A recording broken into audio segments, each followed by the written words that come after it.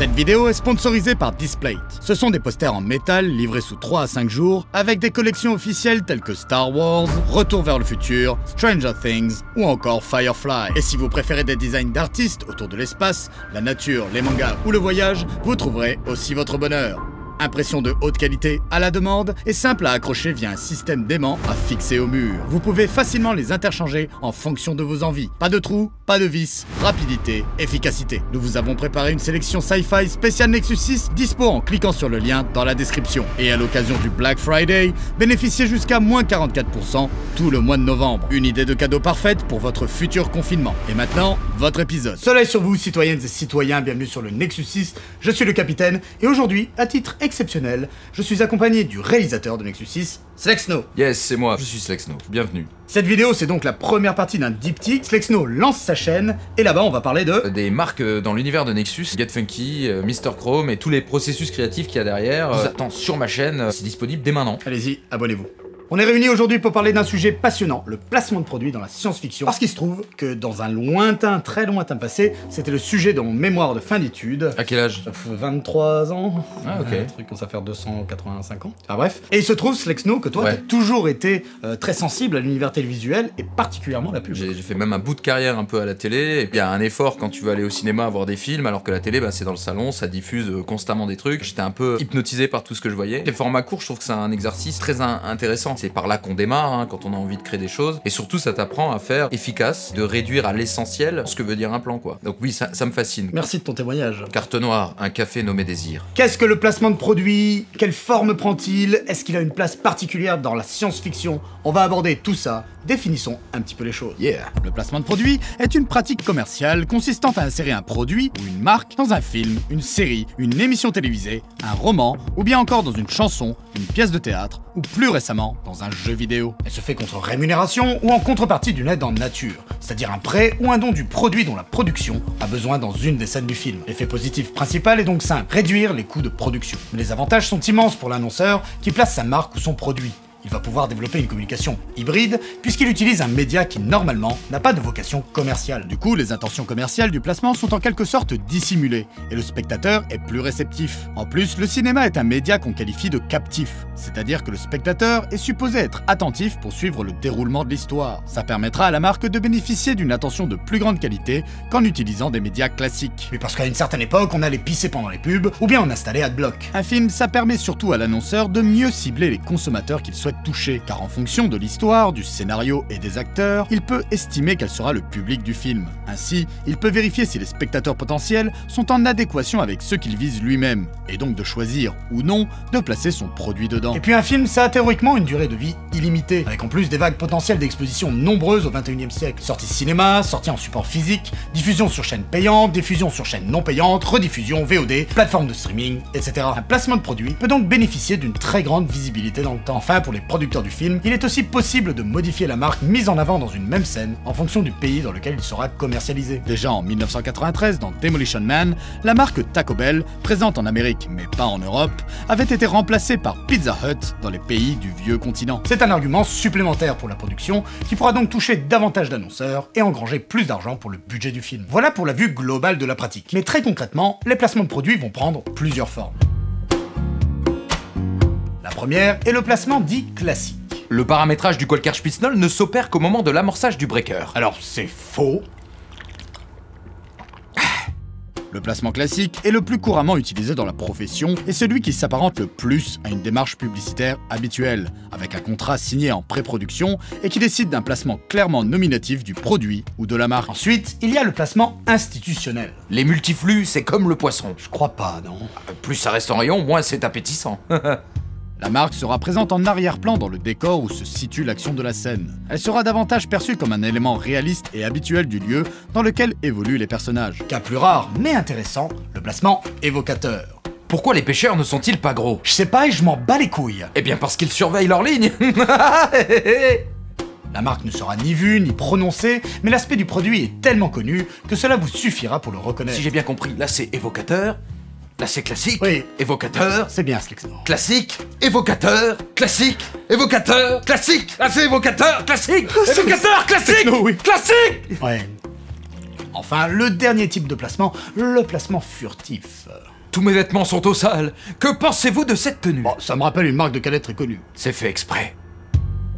Ici, Slexno est habillé de la marque de prêt-à-porter Get Funky. Il y a apparition à l'écran du produit, mais elle demeure anonyme, et l'identification de la marque n'est pas forcément évidente. Elle ne sera citée que dans le générique de fin. Et pour être parfaitement exhaustif, un cas un peu particulier, celui du tie-in.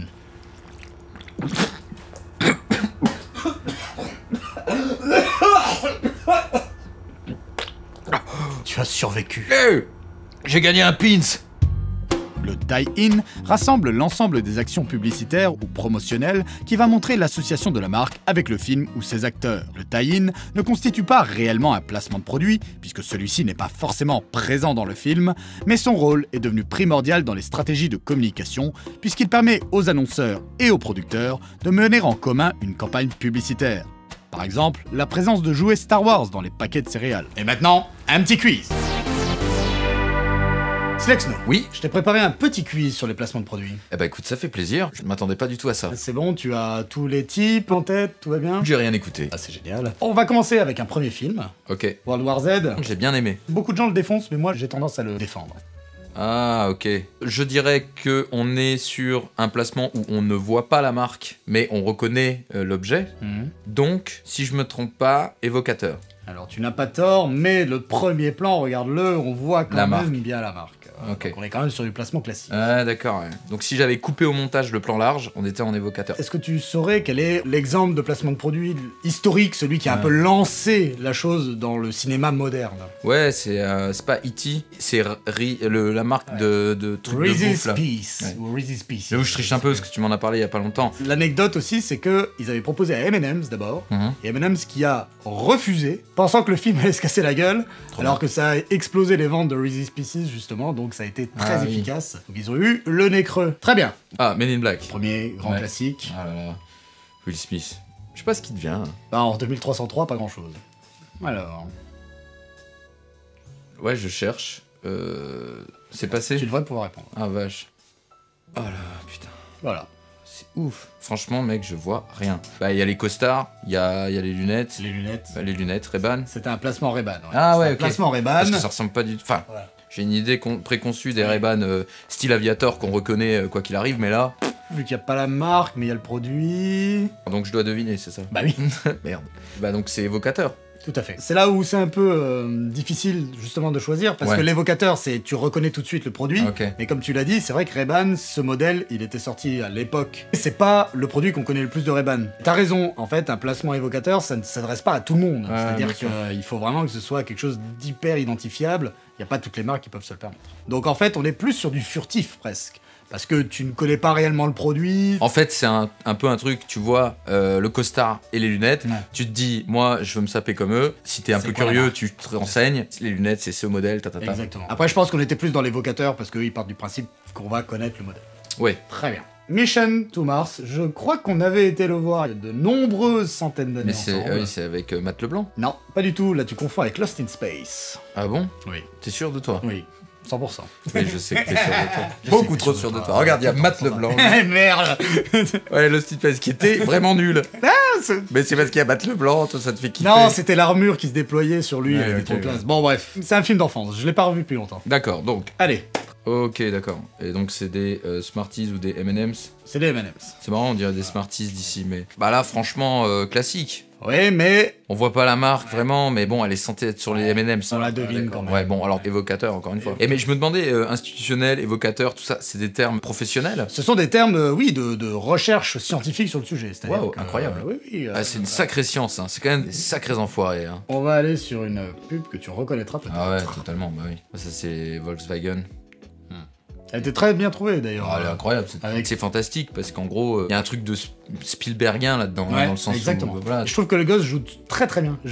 Dans les gestes, dans l'intensité, dans la déception. casque de Dark Vador, sans marque Star Wars apparente, donc on est dans de l'évocateur. Mais non, parce Ah bon. que... D'accord.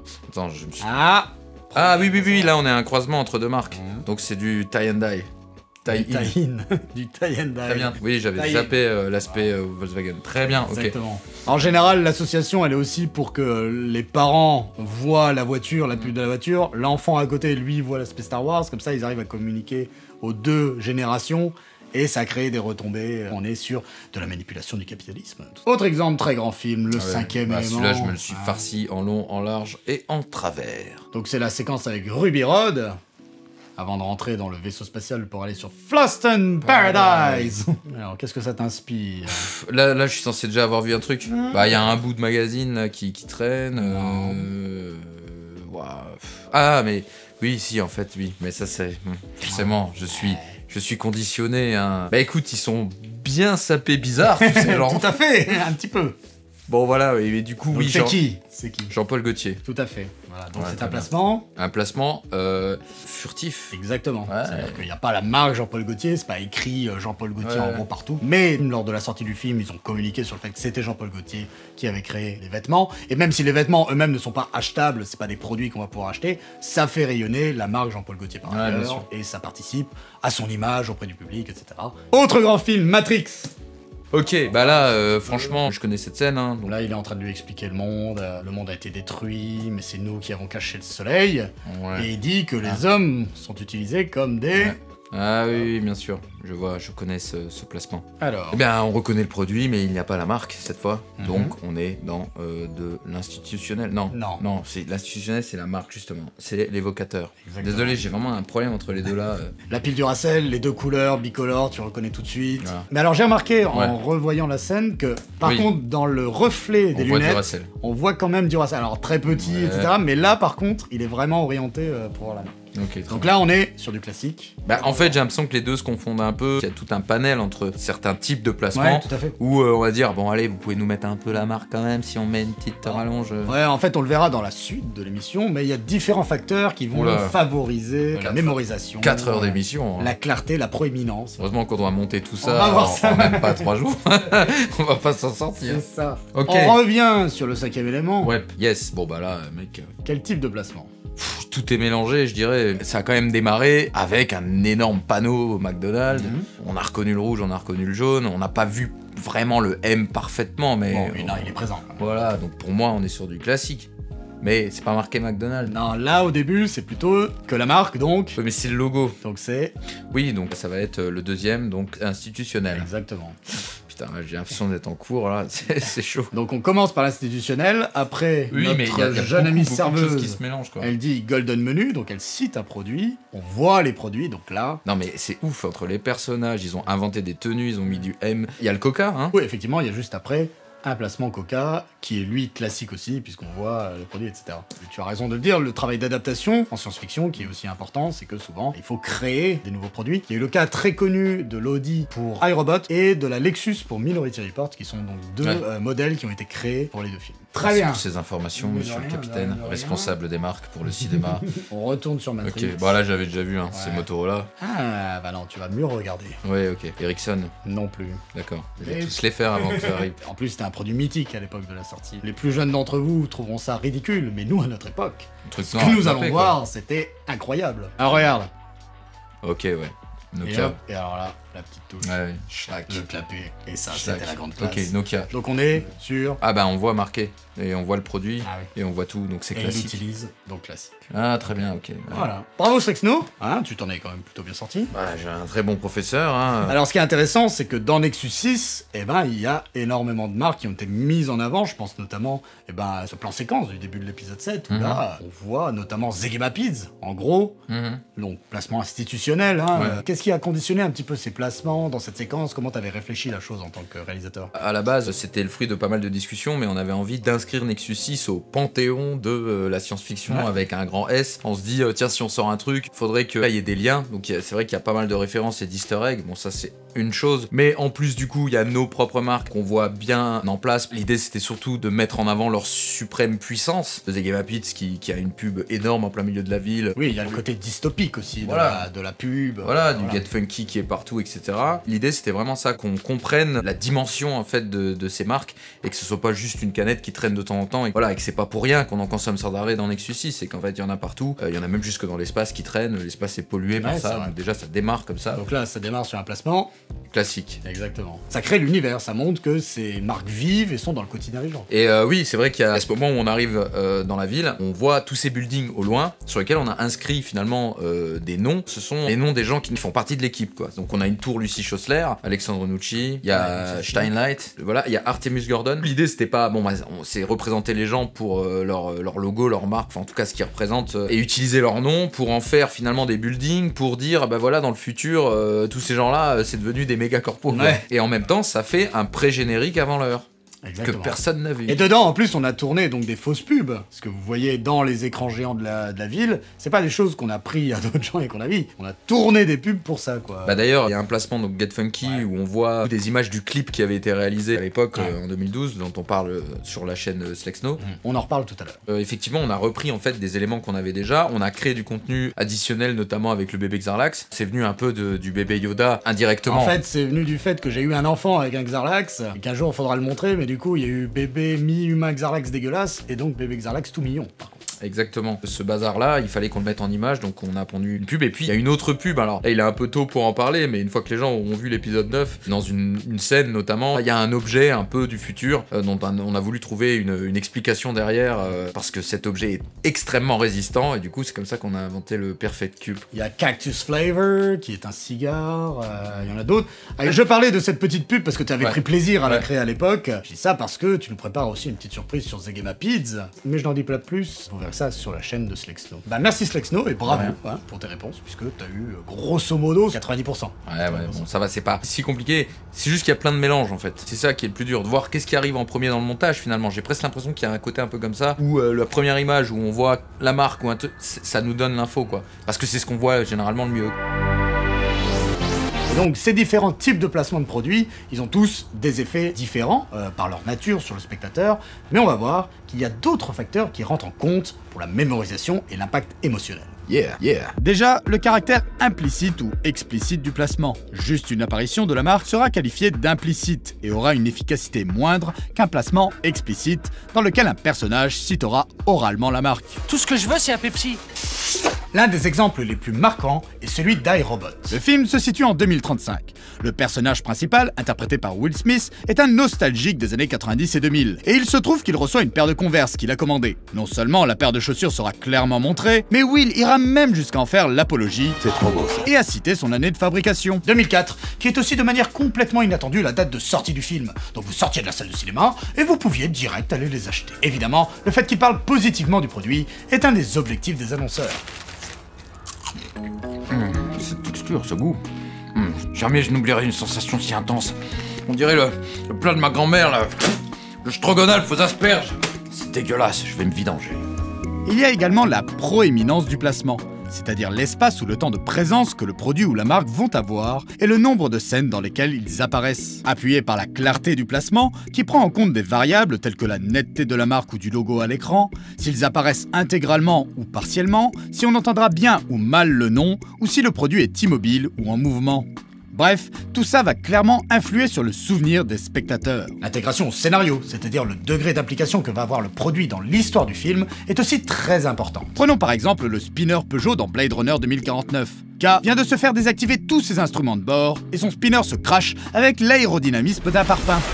Pourtant, le mec survit et la voiture n'est même pas en si mauvais état que cela. Le message est simple. Peugeot vous protège en cas d'accident. Nous avons ici un produit dont le personnage se sert, et encore mieux, qu'il aide à se sortir d'une situation dangereuse et dont l'utilisation paraît naturelle, puisqu'il avait besoin de son véhicule pour se déplacer. En plus, le logo et la marque ne sont même pas trop évidents, afin de ne pas choquer le public. C'est donc un bon placement de produit. Enfin, dernier facteur influenceur, la localisation à l'écran. L'ensemble des spécialistes s'accordent sur le fait qu'indépendamment du lieu où se situe la scène et la position du personnage, il existe des zones d'ombre et des zones captives dans le plan. Et on va voir ça. Slexno. Oui. Tu as devant toi un plan de cinéma. Alors moi je dirais plutôt que ça ressemble à un quadrillage de merde. Ouais. Avec des numéros un peu, genre comme un toucher-coulé pourri. On sent qu'on va pas s'amuser. On est là pour débattre de ce que tu supposerais être donc les zones captives et les zones ombrageuse, sombre, ouais. ténébreuse du plan. Et c'est quoi ton analyse là en tant que réalisateur? Qu'est-ce qui te paraît le plus efficace déjà? Bon bah forcément le plein centre, hein. Nos yeux sont braqués au milieu, forcément de base. Donc la zone B2. Après il y a forcément là où est placé le visage, moi je dirais, mais donc du coup bah, c'est une zone qui peut changer, hein, d'une certaine manière. Mais après en premier lieu ce serait donc, parce qu'il y a l'aspect A2. central aussi, voilà, A2, donc au centre. Ensuite, Bah allez, sens de lecture, je partirais sur du A3. J'ai mon regard sur B2, je monte sur A2, puis tu fais sur A3. alors, eh bien les recherches montrent que l'action arrive en général dans un film plutôt du côté gauche. Donc statistiquement c'est plutôt tout ce qui va être de A1, B1, C1, où là ça reste encore à peu près correct parce que les actions viennent par là et donc le regard se porte souvent sur ce sens de lecture quoi. Exactement. Par contre du coup, l'avant-dernière c'est A3 parce que ça garde ce côté en haut. Ouais. Et les trois derniers, les plus mauvais lieux sont effectivement B3, C3 et C2. Ouais, c'est vrai que C3... Et si t'as réussi à placer ton placement là, c'est très bien pour toi qui prend de l'argent, mais l'annonceur, lui, il va pas avoir un taux de mémorisation exceptionnel. D'accord. Après, moi, j'ai juste un petit truc, c'est le visage. Moi, je sais que dans un plan, le visage d'une personne attire en fait le regard. Hein. C'est-à-dire qu'on va beaucoup plus faire attention à un regard, un pif, une bouche ou ce que tu veux, qu'un bout de chaussure ou voilà. Bien sûr. Les mains aussi, d'ailleurs, ça fonctionne. Donc, je dirais que en fonction de la composition du plan, si on a un visage, je sais pas moi, en C3, c'est audacieux. Hein. Bien sûr. Il y a des films. Oui, ça peut arriver. Mais du coup, là, là, ça casse un peu les couilles. Sans doute que personne n'a fait de placement de produit là-dessus. Après, tu vois, tu parles de personnage. Là, vraiment, c'est où va être placé le produit. Quoi. Mais c'est là où je voulais en venir, c'est que tout à l'heure, dans nos exemples qu'on a fait là, on a décidé de placer le produit au plus près de mon visage. C'est pas pour rien. Il est censé être présent, mais s'il est au bout du cadre dans un coin, bon bah, finalement, on peut le louper. Il faut qu'il soit à côté de mes yeux, qu'on détecte que, ah tiens, il y a cette canette rouge à côté de lui, c'est sans doute du coca. C'est bien pour ça que souvent, en fait, le produit qui va être en B2 ou en A2, c'est parce que le personnage l'utilise. Okay. Après, quand ça va être de l'institutionnel, etc., on va être sur les autres types de plans. Mais effectivement, un personnage qui aurait sa tête en C3 et il lèverait la main avec une canette en A2, on dirait, waouh, là, ils essayent vraiment d'appuyer le truc, quoi. Donc, ouais, c'est clair. Ça pourrait ne pas être positif. Ou en B2, en plein centre, quoi. Avec une cible, avec des flèches. Des flèches rouges. Voilà. Je pense que là, on comprendrait qu'on veut nous vendre une merde. Oui, certainement. Comme toujours. Et il y a un autre aspect qui est important dans le cadre d'un placement de produit, c'est si le personnage fait une mention orale du produit. Ça, c'est un effet très positif. Oh, mais c'est une pizza! C'est Game à Pizza. Vous voulez un morceau? C'est encore chaud? Hop, quelle gourmandise! C'est Game à Pizza. Oh, mais c'est une pizza! C'est Game à Pizza. Vous voulez un morceau? C'est encore chaud? Hop, quelle gourmandise! C'est Game à Pizza. Oh, mais c'est une pizza! C'est Game à Pizza. Vous voulez un morceau? C'est encore chaud? Hop, quelle gourmandise! C'est Game à Pizza. Vous voyez, on voit d'avance tous les problèmes que ces éléments vont amener lors de la négociation d'un placement. Les créatifs derrière le film, eux, ils vont chercher à ce que le placement soit le moins visible possible, alors que les annonceurs, eux, ils vont faire en sorte qu'il le soit le plus. Du coup, il y a la question de l'aspect créatif et artistique derrière ça. Mais en réalité, pour les deux parties, il faut trouver le bon équilibre. C'est-à-dire que même pour l'annonceur, un placement trop visible sera très mal perçu par le spectateur, et ce n'est pas l'objectif qu'il a. Oh, mais c'est une... Si les Converse de iRobot sont célèbres, c'est bien parce que les ficelles étaient trop grosses. Et c'est bien dommage, car l'idée n'était pas bête en soi, puisque le personnage est un nostalgique de la fin du XXe et du début du XXIe siècle. Placer ces Converse, et même le fait qu'il en fasse l'apologie, était tout à fait pertinent dans l'univers du film. C'est le scénario qui a déterminé le placement, pas l'inverse. Mais il y a un je ne sais quoi qui fait qu'on peut trouver la scène exagérée, et ça en a rebuté beaucoup. Pourtant, ce genre de ressenti est très personnel. Tout le monde ne réagira pas pareil face à un même placement, parce qu'il existe encore de nombreux facteurs inhérents à chaque spectateur qui entrent en compte. Le degré de familiarité avec la marque présentée, qui voudrait qu'on soit plus réceptif envers celle que l'on connaît déjà. Ou au contraire, l'effet von Restorff, qui voudrait qu'une information nouvelle éveille davantage l'attention. Ou encore le degré de cinéphilie du spectateur, qui va influencer sur sa perception même de la pratique qu'est le placement de produit. Pour aller plus loin sur le sujet, je vous renvoie vers différentes sources que vous trouverez en description. Et maintenant qu'on a fait le tour de ce qu'est le placement de produit, on peut se demander comment elle s'inscrit dans la science-fiction. Vous avez pu voir que les exemples ne manquent pas. C'est que dans le cadre de la SF, le placement de produit apporte un petit plus non négligeable. L'une des volontés premières lorsque l'on crée un univers de science-fiction, c'est de le rendre le plus réaliste possible pour les spectateurs. Et ce réalisme, il passe par les objets du quotidien. Et c'est là que le placement de produit peut jouer un rôle. Car pour asseoir la légitimité de son univers, y intégrer des marques réelles ne peut qu'avoir un effet bénéfique. Alors évidemment, cela vaut surtout pour les œuvres d'anticipation, car placer des marques existantes dans des univers pleinement fictionnels aura surtout pour effet de sortir les spectateurs du récit. N'est-ce pas Final Fantasy XV ? Parce que faire apparaître des pubs pour la Japan Airlines dans un monde où le fucking Japon n'existe pas, ça n'a aucun putain de sens. Et me lancez pas sur les cup noodles. Merde.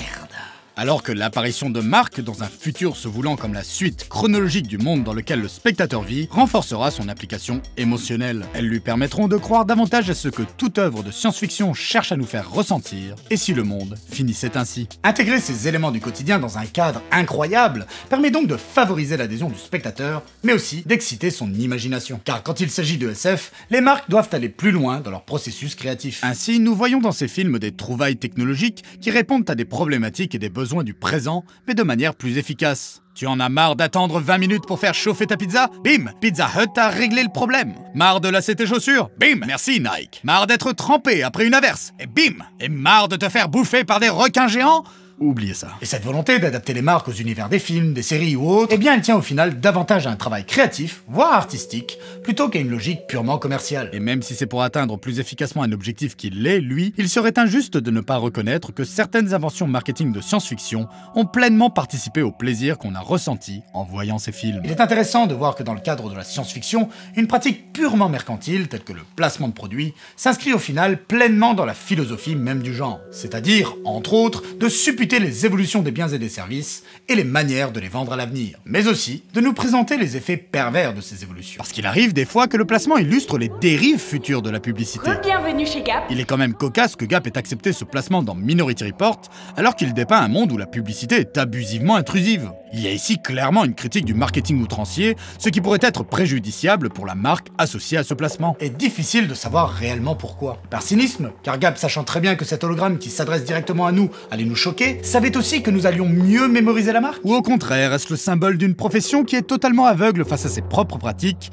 et qui ne voit aucun problème dans une pub personnalisée qui t'appelle par ton prénom et qui possède ton historique d'achat au point de savoir avant toi ce dont tu as besoin, ou plutôt de savoir quoi dire pour créer le besoin? Je n'ai pas la réponse, mais ce que je sais, c'est que le placement de produits dans la SF, eh ben ça m'a fait réfléchir à tout ça, à mon rapport à la consommation et au marketing de manière plus globale.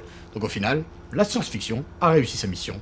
Et c'est bien ça le plus important. Merci pour votre écoute, citoyennes et citoyens, j'espère que cet épisode vous aura intéressé, et merci à toi Slexno de m'avoir accompagné dans cette émission. Ah bah de rien, c'était trop cool. Bon, je suis un peu ici chez moi aussi hier. C'est vrai, tout à fait. Voilà. Tu lances donc ta chaîne YouTube? C'est ça, exactement. Sur YouTube, la chaîne de Slexno qui va parler essentiellement de vidéos, de création, de production créative, un peu en tout genre. Et en fait, c'est un projet que j'avais depuis 5 ans, de développer vraiment des émissions qui vont parler des belles images, comment on les fabrique, qu'est-ce qu'elles veulent dire, et puis surtout tout ce qu'il y a derrière, en fait, les galères infernales. Donc ça parle un peu de mon boulot, mais aussi du boulot de tous les gens avec qui je bosse, et notamment sur Nexus 6, parce que c'est un chantier assez immense que de faire des épisodes de Nexus 6, la trilogie, tout ça. Et on voit finalement ces souffrances, ces gens en galère, et on raconte jamais leur histoire.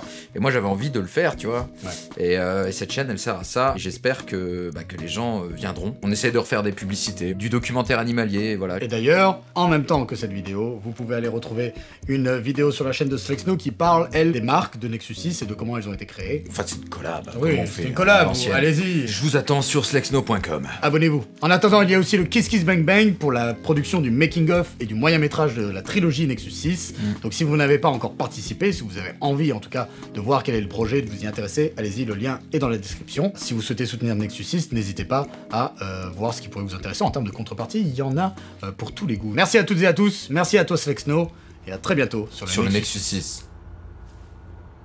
C'est gratuit.